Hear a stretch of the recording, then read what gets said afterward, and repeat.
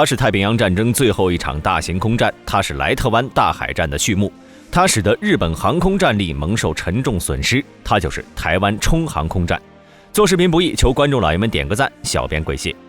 时间来到1944年，由于菲律宾海战和塞班岛海战的接连惨败，日军精心构建的绝对国防圈已经被美军所突破。为了尽快修复国防圈缺口，日本海军既成立了以陆上基地为基础，从而对美国海军舰队实施大规模空中作战的日本海军第2航空舰队，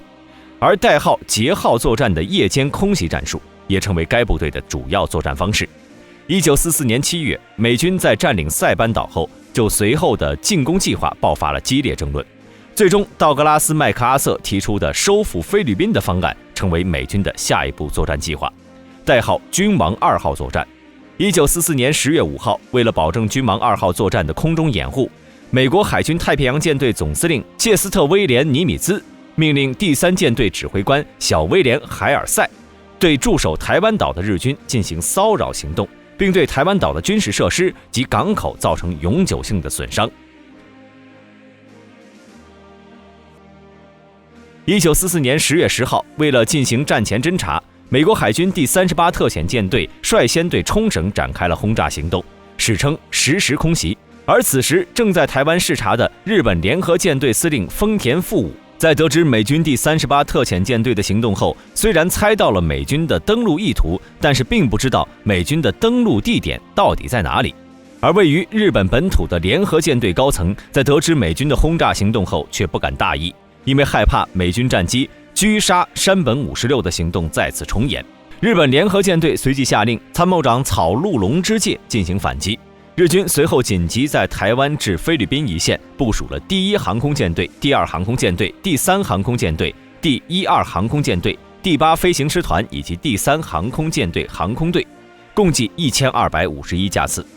10月11号，驻守于台湾的日军指挥官们在获悉消息后，立刻于当晚下令台湾所有军事基地进入战斗状态，日军战机也做好了随时升空作战的准备。相对于日军的高度警惕，负责进攻的美国海军第38特遣舰队却并没有把精力都花费在舰队防空上。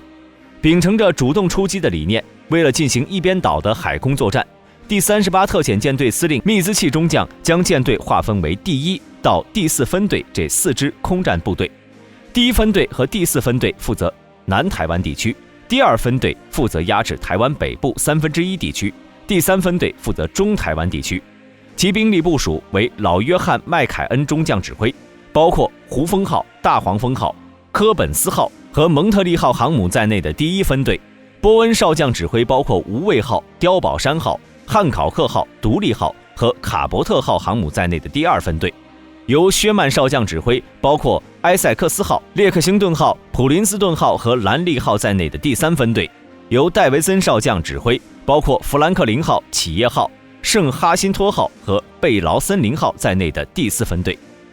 12月12号凌晨，由于日军的水上侦察机在台湾东方海域上发现了美军航母舰队，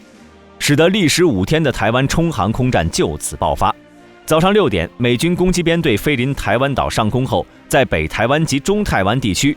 同日军拦截机发生激烈交火。虽然美军在这一天为了轰炸台湾日军出动了上千架战机，但是因为此时的美军战机都秉承着以幸存为第一要务，加上多数飞行员都有着较为丰富的实战经验，使得美军战机的损失很低，这也导致了美军攻击机群的轰炸效果并不好。虽然美军战机成功地对台湾防空设施进行了空袭，但并没有摧毁台湾日军的防空系统。就在美军空袭台湾的当天，日本联合舰队司令丰田富武也明白美军要主攻台湾和菲律宾一带的意图，随即在当天下令联合舰队进行捷2号作战。当天傍晚，日军主动派出近90架战机对美军舰队发动夜袭，这场夜袭也成为了日本海军第一次使用雷达指引攻击机发动鱼雷攻势的空战。但因为海域上空雾气浓厚，加之美军以烟雾及船舰连续机动回避，使得日军的这波夜袭效果并不好。10月13号，为了继续压制台湾日军，第38特遣舰队面对持续的恶劣气候，依然起飞了近1000架飞机展开攻袭行动。但奈何台湾当地的气候干扰了美军飞行员的视线，美军战机虽然没有过多的受到日军拦截机的阻挠，但是却无法对目标进行有效轰炸。当天下午，由于日军攻击机群计划在黄昏时分直扑美军舰队，使得美日冲航空战达到了高潮。16点30分，在美军第1分队和第4分队雷达侦察到日军攻击机群后，贝劳森林号航母立刻下令空中巡逻部队拦截日军战机。17点30分，美军拦截机群在距离舰队70海里处与日军战机爆发了激烈空战，日军在损失10架战斗机和轰炸机后只得撤退。18点12分，美军第4分队的雷达再次侦察到日军第2波攻击机群。18点23分，美军第1分队也侦察到了日军第2波攻击机群的10架银河轰炸机，想要凭借着超低空方式进攻美军舰队，但奈何发现的太晚，美军战机未能拦截成功。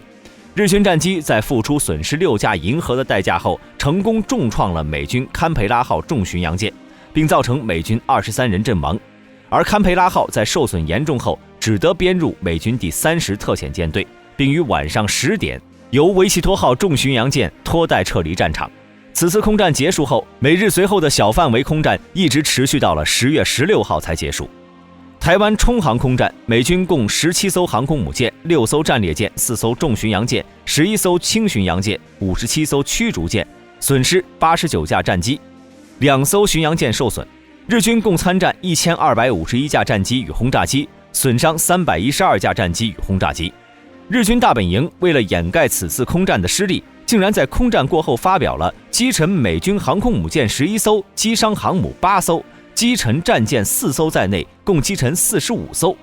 美国海军第3舰队几乎全灭的这样的大战果。而这些虚假战果在经过日本媒体的大肆宣传和反复嘲讽美国海军后，甚至把丰田富武和一些本来不信这种说法的日本海军军官给忽悠住了。更加有趣的是，美国海军方面也收到了这些消息，时任美军太平洋舰队司令的尼米兹也吓了一跳，随后急电第3舰队司令哈尔西，询问到底是什么情况。而哈尔西则幽默地回答道：是的，我们正在海底向东京挺进。台湾冲航空战共历时5天，但整个战斗的核心只有12和13号2天。此次空战使得日军航空战力蒙受沉重损失，不仅致使日军在后续的菲律宾战役缺少足够的航空兵力，也是联合舰队在此后的莱特湾海战中惨败的又一原因。而美军在台湾冲航空战中的决定性胜利，也导致日军在太平洋的陆基航空战力被彻底瘫痪。